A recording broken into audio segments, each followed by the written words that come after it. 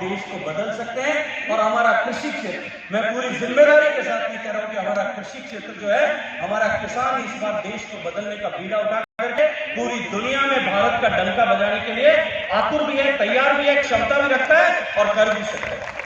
और उस रास्ते पर चलता हुआ मुझे अब भारत दिखाई देता है। जब मैं यहाँ बैठ करके ये पॉइंट्स जिनके ऊपर यहाँ चर्चा हुई है या होने वाली होगी, जब मैं देखता हूँ कि हम एक्सपोर्ट ओरिएंटेड एग्रीकल्चर किस तरह से कर सकते हैं।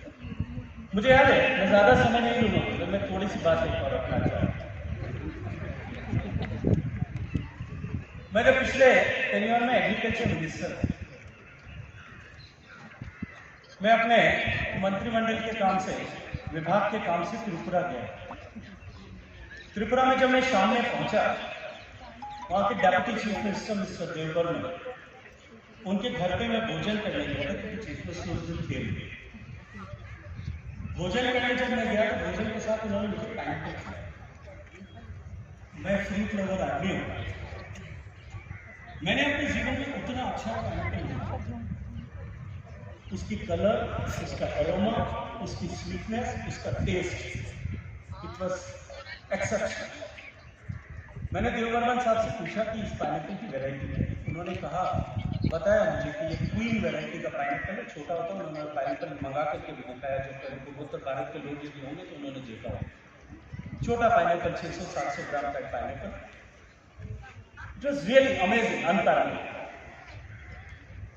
अगले दिन सुबह मुझे अल्पाहार के लिए मुख्यमंत्री जी के यहाँ जाना था। मेरे मित्र हैं, उनकी पत्नी ने मुझे, मेरी भाभी ने मुझे फोन किया कि आप ब्रेकफास्ट में क्या खाएंगे। मैंने कहा pineapple, and that too queen. मैं जब सुबह उनके यहाँ गया, वो अल्पाहार कर रहे थे टेबल पर, मैंने उनसे पूछा कि ये पाइनएप्पल कितने रुपए में बिकता हो, मिलता हो, ऐसे ही सब कॉपीवल पूछा। और मेरे लिए इट वॉज शॉकिंग, क्योंकि यहाँ मार्केट में है, किसान पाइनएप्पल 1 या 2 रुपए में बेचता है सड़क पे। मैंने उनसे कहा, मेरे मन में विचार आया, मैंने उनसे कहा कि क्या हम एक काम कर सकते हैं कि इसको स्केल अप कर सकते हैं। उन्होंने कहा स्केल अप तो कर देंगे, कहाँ ले जाकर दे देंगे। मैंने कहा आप एक कोऑपरेटिव बनाए और कोऑपरेटिव बना करके एग्रीगेट करिए सारा पाइनएप्पल और किसान को 20 रुपया देना चाहिए। उन्होंने कहा क्योंकि प्रदेश बर्बाद हो जाएगा, हम 20 रुपया देंगे, 2 रुपए के पाइनएप्पल जो मिल रहा है उसको हम क्या करें। मैंने कहा आप 20 रुपये देना शुरू करिए, मैं आपके लिए एक टाई अप करता हूँ और आपको आप जो है ये पाइनएप्पल, मुझे पूरा विश्वास है कि ये पूरी पाइनएप्पल जो है प्रीमियम प्राइस में दुनिया के मार्केट में बेचा जाए। And we have connected Arunachal Pradesh with spice. हमने बात की अजय सिंह जी, अब अजय सिंह जी अपने हवाई जहाज में भर करके पाइनएप्पल, यहाँ किसान हवाई जहाज में बैठ के आए, किसानों के द्वारा उगाया हुआ पाइनएप्पल भी हवाई जहाज में बैठ के वो पाइनएप्पल 22 रुपए में किसानों से 20 रुपए में खरीद करके स्टेट 2 रुपए अपना मार्कअप करके 22 रुपए में जो है स्पाइस जेट को देते हैं। स्पाइस जेट ले जाकर के वो यूरोपियन और गल्फ के मार्केट में 100 रुपए में, मिनिमम प्राइस में 100 रुपए पर पाइनएप्पल में बेचता है। एवरीबॉडी इज मेकिंग मनी और किसान की आमदनी 10 गुना है। हमको उस दिशा में अब काम करना है। मैं बहुत सारे उदाहरण दे सकता हूँ। मैं हैदराबाद गया था पिछले 4-5 साल पहले। मेरे एक परिचित परिवार का बच्चा है, मुझे उनका आग्रह था सुबह कि मुझे उनके घर जाना चाहिए नाश्ता करने के लिए। आप लोग सोचेंगे कि इसको सारा ज्ञान नाश्ते के समय में वो मुझे जब लेने के लिए आया, उसको बहुत बड़ी सी गाड़ी में लेकर गया था, कभी फेरारी ना आया। मैं परिवार को जानता हूँ, समृद्ध लोग हैं, लेकिन ये मुझे पता है कि मारवाड़ी है, बच्चे को फेरारी नहीं मिला। थोड़े सब ठीक करो। मैंने उनसे पूछा, उस बेटे से पूछा, यंग लड़का था, 24-25 साल उम्र होगी। मैंने उनसे पूछा, चाहते ये फेरारी तुमने लॉटरी लगी है, कहाँ से खरीदा? तेरे पिताजी और माँ तुझे नहीं दिलाने वाले, मैं उनको बहुत अच्छी तरह से जाना। उसने कहा मैंने खुद खरीदी। और मामा ये मैंने खरीदी क्योंकि उनकी पत्नी जो है, जिसकी माँ मुझे भाई ऐसा कहती है, उसने कहा कि मैंने खुद खरीदी। मैंने पूछा मुझे तुम क्या काम करते हो? तो उसने कहा मैं एग्रीकल्चर प्रोड्यूस का एक्सपोर्ट कर रहा हूँ। तो मेरे लिए तो वो बहुत बड़ा जो है पॉपुलर था कि क्या एक्सपोर्ट कर रहे हैं। उसने मुझे, मैंने उससे पूछा कि तुम क्या एक्सपोर्ट कर रहे हो? तो उसने मुझे कहा कि मैं अश्वगंधा की रूट्स का एक्सट्रैक्ट एक्सपोर्ट कर रहा हूँ। और मेरा ग्लोबल मार्केट में 72% शेयर मेरा अकेले है। तो भी मुझे लगा कि अश्वगंधा की रूट, मैंने उससे पूछा, जो प्रश्न पूछा मैं अक्षर से आपके साथ हमने बताया। ईमानदारी से कहूँगा कि मैंने उससे पूछा कि वहाँ श्री श्री रविशंकर जी हो या बाबा कोई रामदेव जी में नहीं कि जो 7th क्लास में अश्वगंधा मिला तो उन्हें करता क्या। तो उसने कहा कि मैं साइंटिफिकली ये प्रूव करने में, वैलिडेट करने में कामयाब हुआ that ashwagandha root extract is a natural stimulant. तो मैंने पूछा कि ये तुमने किया, बट तुम्हारा क्लाइंट कौन है? उसने कहा पेप्सी, कोक, पिज्जा हट, वेटमेंजर, ये सब मेरे क्लाइंट हैं। पिज्जा हट अपने पिज्जा में और मैकडोनल्ड्स अपने बर्गर में 4-5 जो बूंद जो है अश्वगंधा के रूट का एक्सट्रैक्ट डालता है। जो खाता है उसको स्टिमुलेटेड फील होता है, उसको लगता है कि बर्गर बहुत अच्छा है, ऐसे खाते करना चाहिए। और वो बच्चा साल का 400 करोड़ रुपए का एक्सपोर्ट करता है। कोरोना के समय में हिंदुस्तान की इस ज्ञान और हिंदुस्तान की इस आयुर्वेद को पूरी दुनिया ने स्वीकार किया, पूरे विश्व ने स्वीकार किया। आज हल्दी की ताकत जो हमारे पुराणों में, हमारे बुजुर्गों में, दादी नानी के नुस्खे में थी, और आज श्री श्री रविशंकर जी जो सबको बताते थे, वो आज पूरी दुनिया मानने लगी। और this is an opportunity, this has open a window of opportunity for our nation. देखिए, दुनिया में एक बहुत बड़ा मार्केट है चाइनीज मेडिसिन का, जो एनिमल ऑरिजिन से बनता है। कोई उसका साइंटिफिक वैलिडेशन नहीं है। कोई कहता भालू के नाखून से ये दवाई बनी और इसके चमड़े से ये दवाई बनी, कहता नहीं किस किस से दवा बना करके बेचते हैं। और उसका मार्केट जो है दुनिया में, उसका मार्केट $10 बिलियन का एनुअल मार्केट, $10 बिलियन।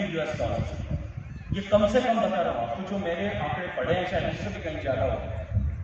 लेकिन भारत की जो आयुर्वेद की विधा थी, जो साइंटिफिकली वैलिडेटेड थी, जो प्रूवन थी, उसको हमने आधुनिक विज्ञान के साथ में वैलिडेट करके यदि हम उसको एस्टैब्लिश कर दें, आज पूरी दुनिया प्लांट बेस्ड मेडिसिन और अर्ब्स बेस्ड मेडिसिन पर काम करने के लिए तैयार है, उसको स्वीकार कर रही है।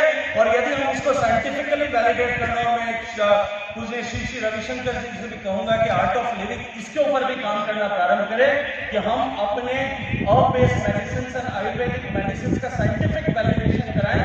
और उस वैलिडेशन के आधार पर हम पूरी दुनिया में जिस दिन जाकर के खड़े हो जाएंगे, इस भारत के किसान को, आज तो ये हवाई जहाज में बैठ करके आया, मैं जिम्मेदारी से कह रहा हूं कि भारत का किसान यॉट में बैठ करके घूमेगा, कोई नहीं देखता है। और उस रास्ते पर आदरणीय नरेंद्र मोदी जी के नेतृत्व में देश चल पड़ा है, सरकार भी इस दिशा में काम कर रही है। कोरोना की आपदा के समय में माननीय प्रधानमंत्री जी ने मुझे एक जिम्मेदारी दी थी कि रूरल इकोनॉमी का अपडेवलपमेंट कैसे कर सकते हैं।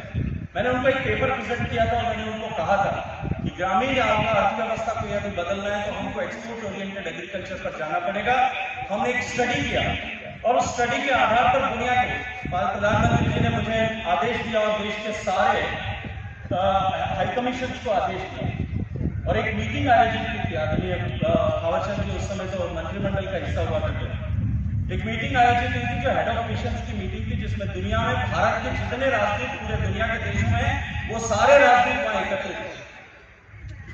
जब वो सम्मेलन होने वाला था, मैंने प्रधानमंत्री जी से आग्रह किया, मैं मुझे उसके लिए आधा घंटा चाहिए। प्रधानमंत्री जी ने कहा तुम खेती खाते के आदमी हो, तुमको इनसे क्या लेना देना।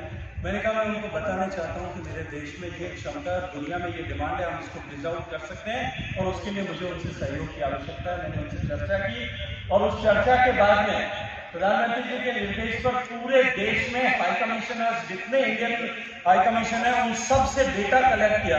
और आज मैं ये कह सकता हूँ कि हिंदुस्तान का एग्रीकल्चर एक्सपोर्ट जो है, उस डेटा के आधार पर भी कौन देश क्या क्वालिटी का क्या फूड इंपोर्ट करता है, कितना इंपोर्ट करता है, क्वालिटी पैरामीटर्स क्या है, इंपोर्टर कौन है, एक्सपोर्टिंग नेशंस क्या है, किस प्राइस पर एक्सपोर्ट करते हैं, किस प्राइस पर इंपोर्ट होता है, किस तरह के ऑब्लिगेशंस हैं, उन सब को स्टडी करके तो मैं बिजनेस से बाहर आ गया। अगर मैंने जो डेटा कलेक्ट किया उसके बेस पर अगर मैं कंपनी बनाऊं तो 1000 करोड़ करा करके एक प्लेटफॉर्म बना रहे हैं कि हिंदुस्तान में जो एक्सपोर्ट ओरिएंटेड एग्रीकल्चर की बात की गई है और गुरुदेव के इस कार्यक्रम का भी हिस्सा था, उसकी दिशा में देश का किसान दुनिया में खाने के लिए क्या उगा सकता है, दुनिया के किस देश के लोगों के लिए क्या उगा सकता है, इसकी फैसिलिटी सारी, इसका ज्ञान, उससे रिलेटेड सारी नॉलेज जो है उस डोमेन पर, उस डैशबोर्ड पर अवेलेबल होगी, ताकि हम लोग आगे बढ़ सके और काम कर सकें।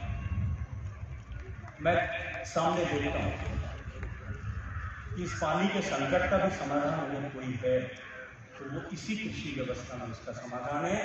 देश को इस गेहूं चावल के जो प्रोडक्शन है इससे बाहर निकाल करके एग्रीकल्चर को, उनके पैटर्न्स को ट्रांसफर करके क्रॉप डाइवर्सिफिकेशन करके हम पानी के संकट का समाधान तो करेंगे। देश के किसानों की समृद्धि और नया भारत और आत्मनिर्भर भारत बनाने का जो संकल्प माननीय प्रधानमंत्री जी का है उसको खेत और खलियान के रास्ते से पूरा करेंगे, कर पाएंगे, कर सकेंगे। और मैं दीवार पर लिखा हुआ